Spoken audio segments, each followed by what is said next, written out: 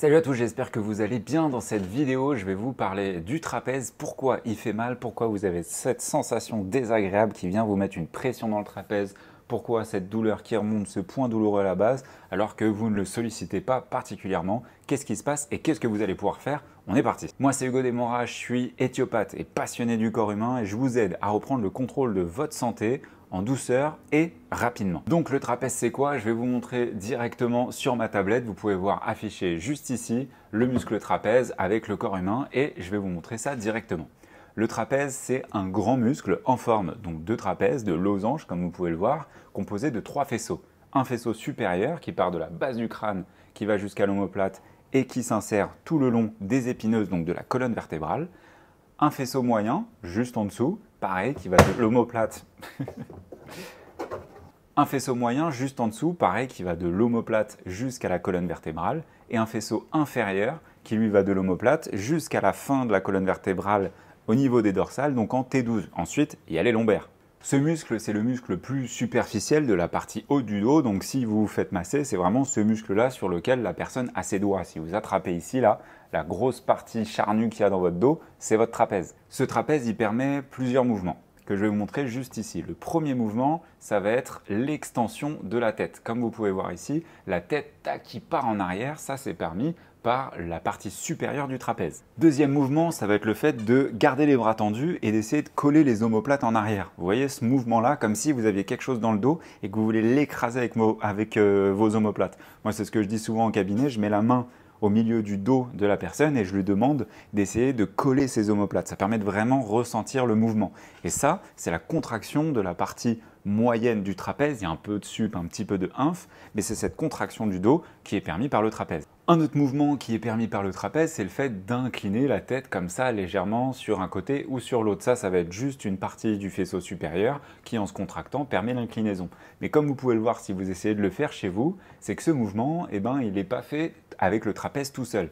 Ça met en évidence le fait qu'une contraction, qu'un mouvement, c'est jamais un seul muscle. C'est souvent un groupe musculaire qui permet une fonction qui est ce mouvement. Mais il n'y a jamais un muscle qui fait juste un mouvement. Là ici, quand vous faites un mouvement par exemple de rotation ou d'inclinaison, il y a un autre muscle associé que vous pouvez voir là juste à côté, c'est le muscle sternocléido-mastoïdien. Ce muscle qui part ici de la base du crâne, la mastoïde qu'on appelle, et qui descend sur la clavicule juste en avant. Vous pouvez le sentir là, normalement juste ici, quand vous venez pencher la tête en avant, comme si vous voulez regarder quelque chose par terre ici, il va se contracter et vous le sentez là, la corde qui se termine juste ici. Ça, c'est celui-là, c'est ce muscle.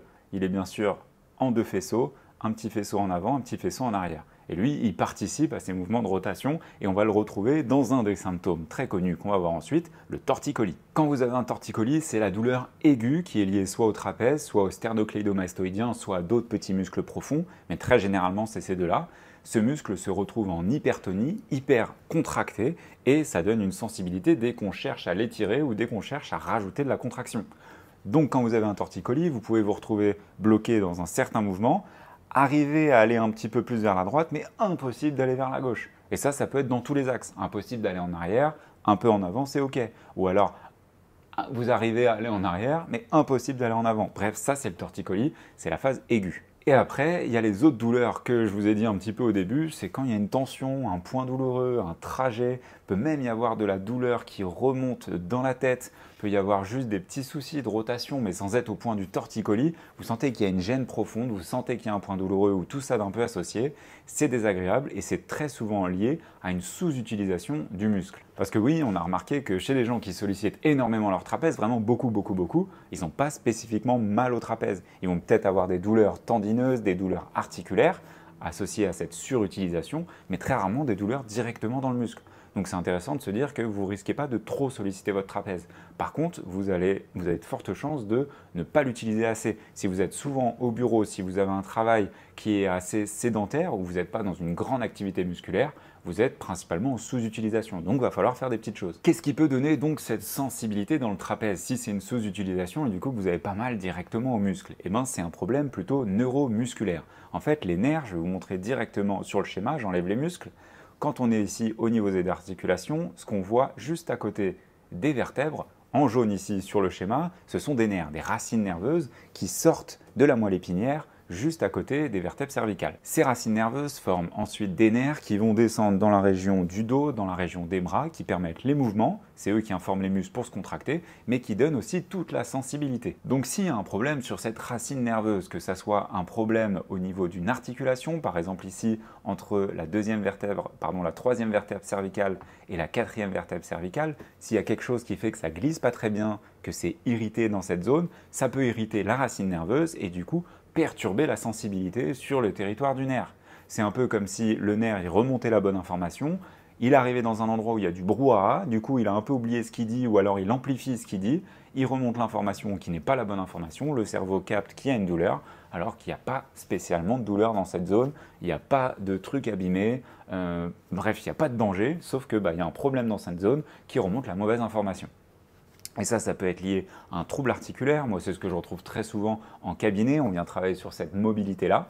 Mais ça peut être en lien avec un problème de disque, ça peut être en lien avec un problème d'arthrose, d'ostéophytose. Bref, il y a plein de choses qui peuvent donner ça, mais très régulièrement, c'est d'abord un problème articulaire et même s'il y a de l'arthrose, en travaillant sur la mobilité, on améliore ces sensations désagréables. Donc il faut arrêter de tout remettre sur le dos de l'arthrose. Donc maintenant qu'on sait que cette sensibilité dans le trapèze peut venir d'une problématique un peu plus articulaire, donner une sensibilité parce que le muscle n'est pas assez utilisé, on va retravailler ça en travaillant cette mobilité articulaire et en travaillant les trapèzes. Je vous montre ça tout de suite. Première chose à faire, vous allez sentir les zones articulaires en venant placer 2 doigts de part et d'autre ici de la nuque et vous allez chercher à faire des petits mouvements pour voir vos degrés de mobilité qui ne vous font pas mal. Parce que le but, je vous le rappelle, c'est pas de vous faire mal, c'est d'aller améliorer votre mobilité. Mais si vous avez une grande douleur, une grande gêne, quelque chose d'inhabituel, vous consultez en priorité pour avoir un bilan, un avis. Donc une fois que vous avez senti un petit peu ces mouvements, vous vous placez à la moitié un petit peu près là de la nuque et vous allez chercher à faire une extension et à venir un petit peu sur le côté. Une fois que vous avez fait ça, le but ça va être de le répéter et vous pouvez même ajouter un petit peu de rotation. Donc je vous montre de face, vous êtes ici, un peu d'extension, vous allez un peu sur le côté et vous pouvez tourner. Tac, et vous revenez. Boum. Extension, vous penchez, vous tournez. Tac, et vous revenez. Extension, vous penchez et vous tournez. Et ensuite, vous revenez. Ça va permettre de mobiliser l'articulation en profondeur. Au début, vous y allez doucement et après, vous pouvez vraiment chercher à aller dans de l'amplitude. Vous ajoutez les mouvements que vous voulez. Le principal, c'est vraiment l'extension et de pencher un peu sur le côté. Et après, vous pouvez aller faire des petites rotations si vous voulez. Bref, vous rajoutez les composantes que vous voulez. Vous restez sur ces mouvements-là et vous les répétez au moins une quinzaine de fois, régulièrement tous les jours. Vous allez voir la différence. Deuxième chose, ça va être d'activer la zone des trapèzes. Pour l'activer, c'est très simple. Le but, c'est de contracter. Donc, vous avez mal surtout dans cette zone.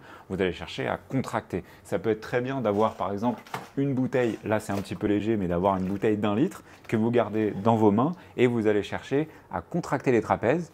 Vous maintenez cette contraction, par exemple, pendant 3, 4, 5 secondes selon la sensibilité que vous avez et vous relâchez. Et vous allez faire ça au moins une quinzaine de fois, au moins 3 fois par jour, pendant plusieurs jours, jusqu'à sentir que ça fait moins mal, il y a moins de sensibilité, c'est moins désagréable. Là, ça veut dire que ça fonctionne et que vous êtes bien sur une problématique de sous-utilisation et du coup, votre problème va pouvoir se régler facilement.